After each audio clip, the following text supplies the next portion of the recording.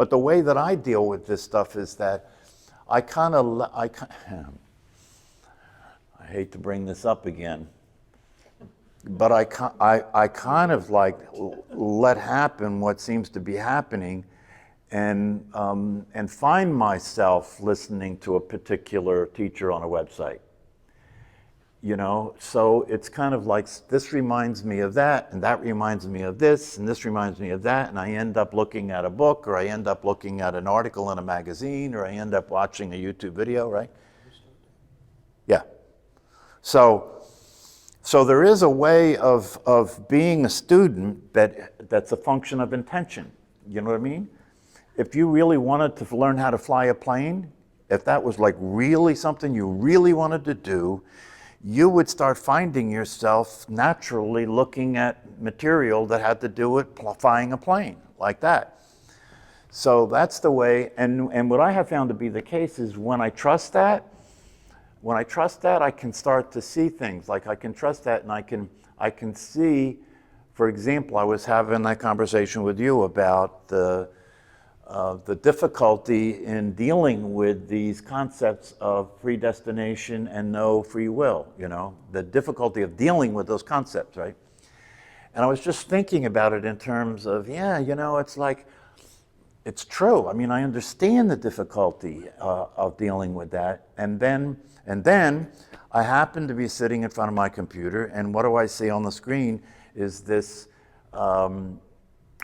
YouTube video of Ramesh Balsekar interacting with a student about that specific thing, right?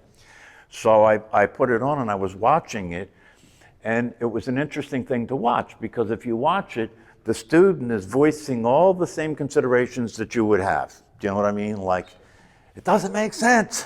You know, it doesn't make sense. And he's going back and forth with Ramesh about it, right? And so that's valuable, right? Because the thing is this is where I'm at about this whole thing. This idea of no free will and predetermination is not some fly-by-night idea. You know what I mean? It's not some crazy theory, right? If you study it like with the question, is this true? If you study it with the question, is this true? Where you end up is, and one of the things that Balsekar said in this particular YouTube video is that the greatest scientists in the world have said this. You know, Einstein said this. The quantum physicists say this, right? So this is not based on just some whimsical idea, right? However, they're saying it from a scientific perspective is related to a spiritual understanding of it, right? That is a direct experience, For example, you know, one way to talk about this is to say, okay, I get it. You think you have free will. But as I have said here, and as Balsekar says, okay, let's look, right? And you know what Balsekar said, his sadhana, you know what the word sadhana means? Yeah, sadhana is a spiritual practice. It's just a word that means your spiritual practice is your sadhana, in case you hear it, right? And the sadhana that Balsekar prescribes is several times a day, make a note of something that you're sure you did. You have no doubt about it, you know, just make a note of that. And then at the end of the day, go back and look at that. One or two things, right? Go back and look at that and really examine it in great detail, exactly what happened when that happened. And you, if you do that and you examine what the evidence says, if you do that, what you end up with is, okay, what happened? I thought about doing it. I thought about different possibilities, and I came up with a choice about what I was going to do, and that's what I did, right? Well, where did that thinking come from? It came from the database called the mind, which is all past experiences, right? So, and you couldn't think a thought that doesn't come from that database, could you? No, and that's a limited database, right? You couldn't think a thought that doesn't come from that database. So any thought you think is coming from either that database or your DNA, right, which is your inherited DNA, right, is coming from one of those two places. So where's the free choice? Where's the free choice? What about create creativity and new thoughts. Like you're saying, that doesn't come from you, that comes from awareness. Well, what did Einstein say? He said the theory of relativity did not come from him. That's what he said. He said it didn't come from him. It came from him being open and receptive, and it downloaded to him, right? So other people who talk about creativity have said the same kind of thing. You know what I mean? That their most creative moments happen when they're not trying to do something. You know, even Keith Richards, one of the Rolling Stones, right? The song Satisfaction, one of their best songs. He was dreaming that song, and he woke up in the middle of the night and wrote the melody down. And then he turned on, he had one of those little voice recorders, and he turned it on so when he played the melody, he'd have a recording, right? Next morning he got up and played the recording, and there was the melody and an hour of him snoring. And that was the beginning of their greatest hit, right? So there's many. Billy Joel has said the same exact Who? thing. Who? Billy Joel. Billy Joel, yeah. He said the same. And even the ones that you write, where are they coming from? Where are they coming from? They're coming from you have to think, you know, you're thinking, right? And those thoughts are coming from a limited database in DNA. Therefore, that's what's happening. The evidence, and so what Ramesh Balsekar says is, if I was going to tell you something to practice, I would tell you to practice that, because through practicing that, you'll wear away the misunderstanding you have about how things work.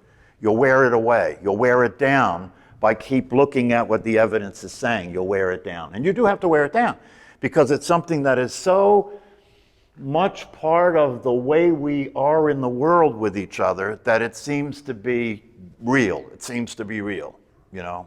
But David, where did that song come from? I mean, you know, sometimes you say you don't know what you're going to say until you open your mouth and start saying it here. Is that also part of your DNA or your background, or is there such a thing as being part of the wholeness and grabbing some inspiration in spirit from there? Well, when you really step back and look at the whole thing, right? Because the idea, behind the whole thing is the idea that all there is consciousness. The idea behind the whole thing is all there is God. The idea behind the whole thing is all there is the source, right? So when you say, where did it come from? The only place it could come from, right? And so even when, and this is one of the, it is worthwhile, I think, to play around. And this is the attitude that you want to have with this whole business about no free will and predetermination. Play with it. Don't take it serious. If you take it serious, it'll make you crazy, right? No, don't take it serious. Play with it and look at it and see, okay, let's see, how does it work? If I look to see it, how can I see it? Can I see how one thing leads to another, leads to another, leads to another, like that, right? So that's the attitude that you have to have when you approach this whole business. But according to him, and I agree with him, that it's worth your time. It's worth your while, because it is the nature of reality. It is the truth. And if it is the truth, you know, if it is the truth, why would you just disregard it? You know, if the masters are saying it, and if the scientists are saying it, and if it is true, and because it's true, it offers you peace of mind, that's what he says. That's what he says. He says that if you start living consistent with the truth of no free will, and if you start living consistent with the truth of no, you know, that everything is determined, right? If you start living with that, then you have peace of mind, because you can't be living with that reality. You can't be experiencing that reality and at the same time feel guilt, shame, or pride. You can't. You can't. Or even responsibility, yeah. Well, see, that's the thing, and I'll send the link to what I was talking about, that conversation between Balsekar and the student, because this is exactly what the student said. And Balsekar said, "You're right. There is free will. That's what I'm saying. There is free will, right? But you're looking at from where you're looking at it. There is free will. Where you're looking at it is you're in the dream and in the illusion about everything looking at it. That's where there's free will." Yes, as long as you realize that. Well, that's the whole point. That's the whole point. It doesn't mean see, that's the thing. People people try and take this idea of free will as some absolute thing, right? That it's there's either free will or no free will. There can't be both. It's just a commitment to a decision, and you know it might be wrong, but That's right. Well, what Balthasar says is the way it actually occurs, the way free will actually shows up for us, right, is you make decisions and choices, right? Having made those decisions and choices, what control do you have over what happens? None. So that's the only place that free will seems to exist, is that you're making a choice or a decision. Of course, if you analyze that, you can see that that's not free will either. Right? But it has to appear to be free will. This is the thing that you have to understand. There's a couple of ways to look at this. One way to look at this is that the idea that you think you have free will is part of there not being free will. The idea that you think you have free will is part of there not being free will. It's predetermined that you think you have free will in order for you to be in this time-space reality and function as a human being among other human beings. Try this on. Imagine that I could snap my finger and all of the human beings on the planet would know that they had no free will, all at the same time. What would happen next? Pandemonium. They might relax and just go with the flow. So, two different possibilities, right? Or another possibility is nothing might happen next. Everybody would still keep doing what they were doing. Why? Because they don't know what else to do, right? Well, that's another part of this that causes confusion, because if the way you deal with the idea of no free will is to ask, well, who's making the decisions, right? You're making God a person again. And God's not a person. So that's not the right question. It's not who. Once you say who, then you're personifying God, and then you expect God to have the same qualities as a person, and then you blame God for being so goddamn unjust. God is using that person to express something in this world. That's the way to look at it. God is using that person to express something in this world. Right? And so so there is, and that's the other part of the teaching.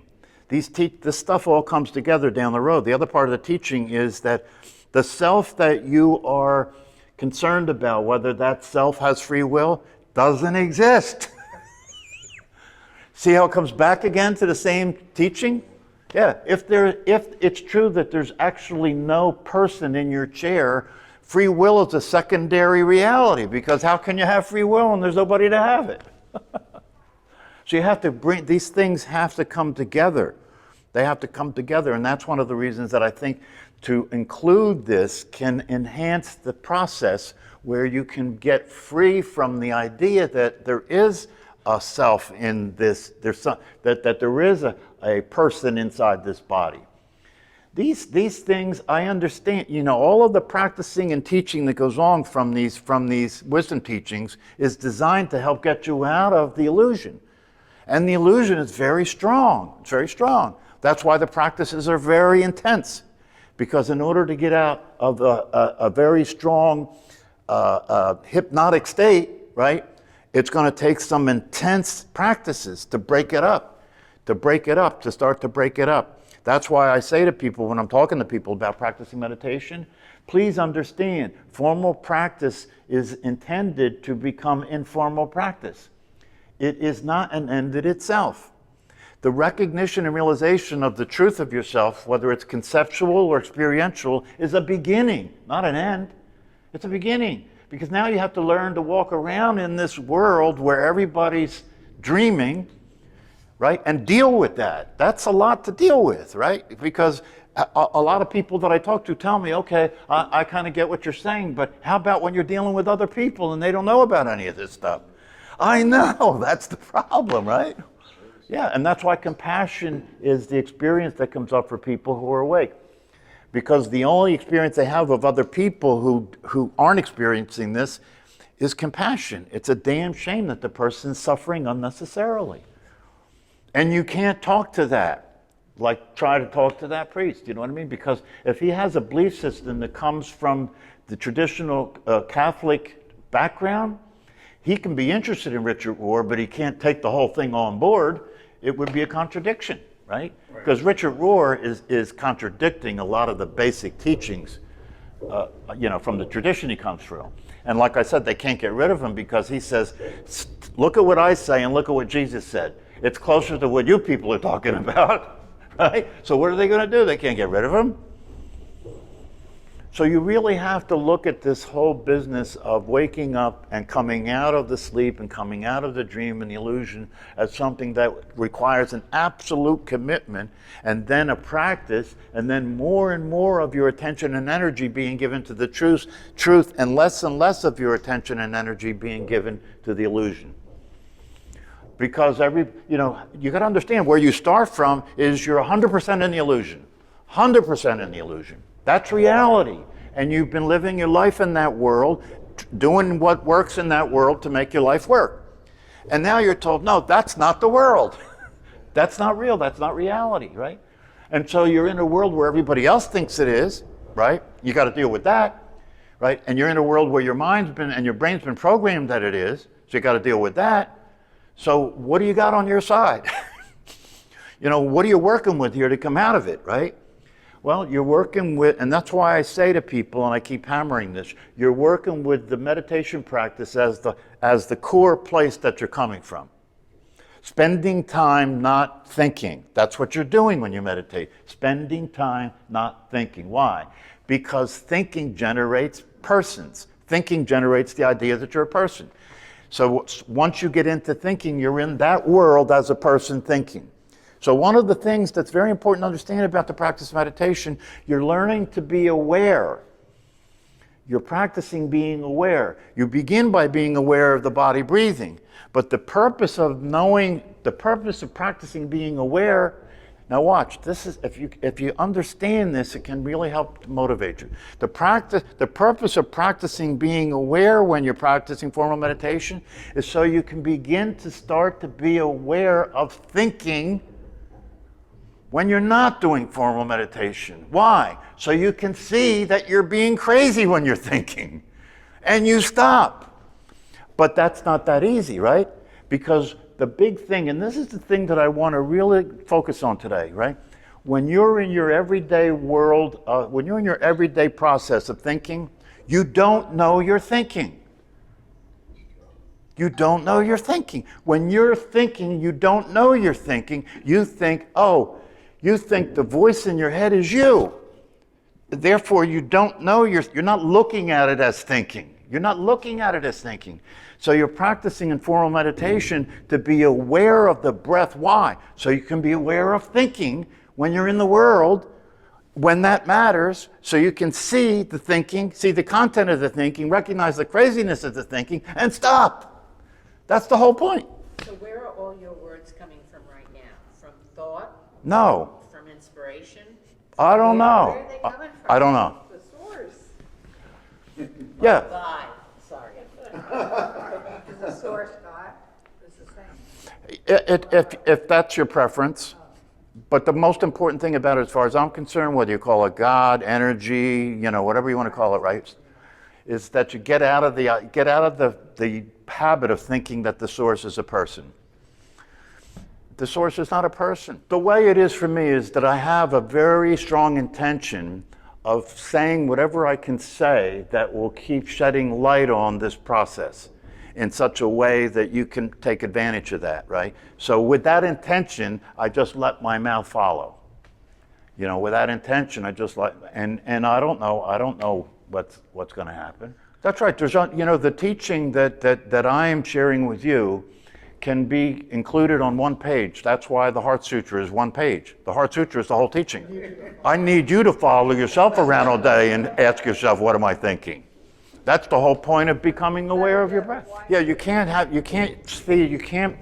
set an intention like you're gonna predict what's gonna happen and make it happen a certain way. No.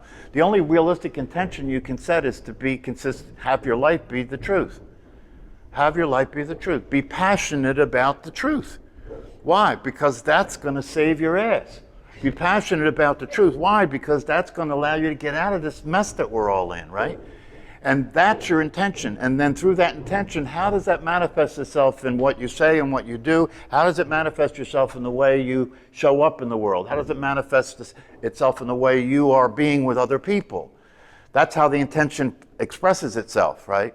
And that's the whole process of having the reality of what you are colonize the personality through intention. My intention is to be what I really am, not what I think I am.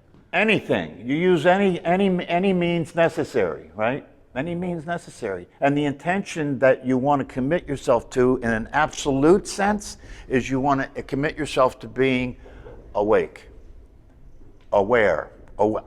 Aware, what does that mean? I'm aware of thought when thought occurs. I'm aware of emotions when emotions occur. I'm aware of sensations when sensations occur. That's all that needs to happen, because when you're aware of things as they actually are, you're experiencing the truth. So if you're aware of thinking, if you're aware of thinking as thinking, you're experiencing the truth. If you're aware of thinking as that's you, you don't even know you're thinking. Just consider that, really consider that. Consider that you don't even know you're thinking. Your thinking and your acting are so closely connected, and I see this all the time. Your thinking and your acting are so closely connected that what comes out of your mouth is unrecognized. It's unrecognized because when I listen to what, and you've heard it here, people say things and I say, wait a minute, back up. Back up. If you listen to yourself talk, you can hear the mistakes. You can hear that you keep confusing yourself with what the voice is saying, which means you're not aware of thinking. It's that simple. I can tell you that when you have an awareness of emotions and of thinking and of physical sensations that's fairly constant, it changes everything. It changes everything. Because when you're aware that you're having a crazy thought and it's about to come out of your mouth, you're very grateful that it didn't. Because you've been there and done that, haven't you? Yeah, how many times you got to do that, right? How many times do you have to play these same patterns, right? And not recognize that it's all repetition. It's all repetition. Humanity is mentally ill. Humanity is crazy. Humanity is psychotic, right? It doesn't show up as such because if we're all crazy, none of us are crazy. That's exactly the case. It's a catch-22. If you're crazy and you know you're crazy, you're not crazy. So If everybody's crazy, nobody's crazy. It's a function of agreement. Yeah, that's right. Exactly.